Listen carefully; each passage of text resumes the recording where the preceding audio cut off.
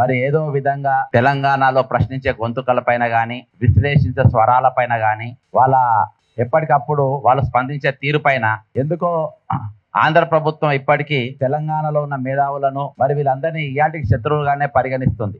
ముఖ్యంగా మరి గత ఒక 5-6 నెలల క్రితము పవన్ కళ్యాణ్ గారిది ఒక సినిమా రిలీజ్ అయింది. ఆ సినిమాలో కతానా అనే ఒక జపాన్ నైఫ్ ను తల్వార్ ను ఆయన తిప్పిండు. దాంతో ఆయన దగ్గర ఉన్నట్టు ఒక కానిస్టేబుల్ ఒక ప్రాణం జస్ట్ తృణప్రాయంగా ఆయన ప్రాణం మిస్ అయిపోయింది ఆయన. అది నేను వీడియో ఎవిడెన్స్ తో సహా హ్యాబిట్స్ పోలీస్ స్టేషన్ లో కంప్లైంట్ ఇచ్చిన. అంటే ఒక బాధ్యత గల ఆయన ఎవరో నార్మల్ గాడు ఎవరో చిల్లర గాడు కాదు కదా, ఒక ఉప ముఖ్యమంత్రి. మరి ఇంతకు ముందు అంటే జనసేన కంటే ముందు ఆయన చెగువీర ఫోటో పెట్టుకొని ఆయన టోపీ పెట్టుకున్నటువంటి వ్యక్తి, కొంచెమైనా మరి అటువంటి భావాలు ఉన్నాయని చెప్పుకున్నాడు. తర్వాత ఆయన రంగు మార్చిండు. సరే ఏమైనప్పటికీ నేను అలాంగ్ విత్ ప్రూఫ్స్ ఒక బాధ్యత గల ఉప ముఖ్యమంత్రి తెలంగాణలో వచ్చి మరి ఇట్లా ఈ విధంగా ఎల్బీ స్టేడియంలో మరి బాజాబ్తా ఈ రోజు కత్తి తిప్పుతుంటే మరి ఒక పోలీసు ఒక జర్రైతే ఆయన మెడ దిగేది అని వీడియో ఫుటేజ్ అంతించిన.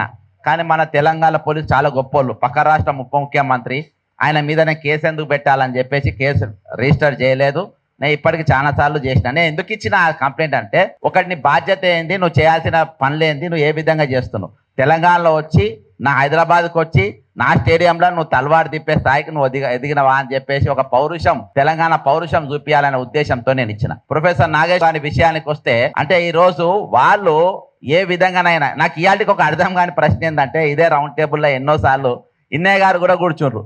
అసలు ఇప్పటిదాకా క్లారిటీ ఏంటంటే, అసలు ఇన్నయ్య గారు ఎందుకు అరెస్ట్ అయ్యిందో ఆయన చాలా మంది చెప్పలేకపోతే నాకు కూడా క్లారిటీ లేదు. కాబట్టి ఎన్ఐఏ అనే ఒక పెద్ద సంస్థ ఇచ్చింది కాబట్టి ఎవరు మాట్లాడద్దని ఎవరు గుర్తులెత్తలేదు. కానీ ఆయన ఎందుకు ఎత్తుకపోయిందో తెలియదు. ఇవాళ వెంకట్ అని మన జర్నలిస్ట్ వెంకట్ ఇంటి పైన బాజాబ్తా విజయనగరంకి వెళ్ళి వచ్చిండ్రు పోలీసులు. అరే భయ్, ఆయన ఏమన్నా పెద్ద ఏమన్నా టెర్రరిస్టా, పెద్ద యాంటీ సోషల్ ఎలిమెంటా, దేనికోసం పోలీసులు వచ్చిండ్రు? అరే ఇది తెలంగాణ ఆంధ్రలో అయ్యా జాగిరి అయిపోయిందా ఇది?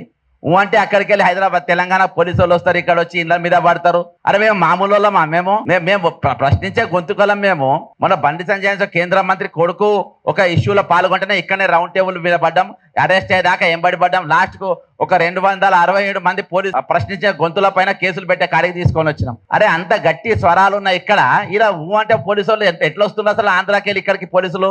జగన్ రెడ్డి గారు మీకు, రెడ్డి గారికి, నాయుడు గారికి ఏమైనా ఉన్నదా లింకు? మీరేమైనా కన్ను కొట్టి ఆయన ఇక్కడికి వచ్చి మీరు వేసుకపోండి అని చెప్పి ఇద్దరం కన్ను కొడుతుండ్రా?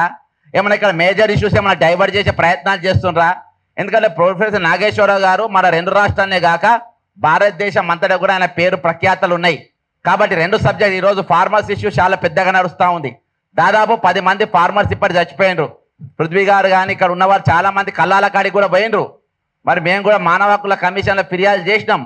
మరి ఇటువంటి సెన్సిటివ్ ఇష్యూస్ డైవర్ట్ కానీ అని చెప్పి ఇద్దరు కన్ను కొట్టుకొని ఇవన్నీ ఏమైనా కథలు పడుతున్నా అనే డౌట్ వస్తుంది.